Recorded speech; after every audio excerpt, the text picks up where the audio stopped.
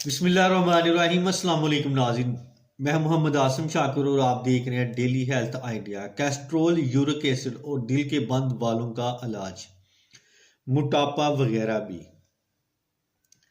नुस्खा आपके सामने पेश खिदमत है। हुल शाफी अजवाइन 25 ग्राम, कलवंजी 25 ग्राम, लहसुन 25 ग्राम, सूंड 25 ग्राम,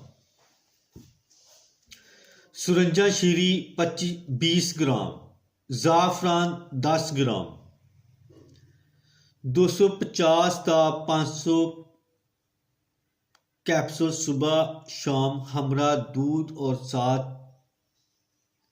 दूध के साथ दें। फ़वाइद इसके: cholesterol, uric acid, heart blockage, बेहतरीन ब्लड सर्कुलेशन करेगा इंशाअल्लाह। इस्तेमाल शर्त है। तो इसके साथ ही मैं अब इजाज़त चाहता हूँ। दुआ में याद रखना और अपना खास ख्याल रखना। अस्सलाम वालेकुम।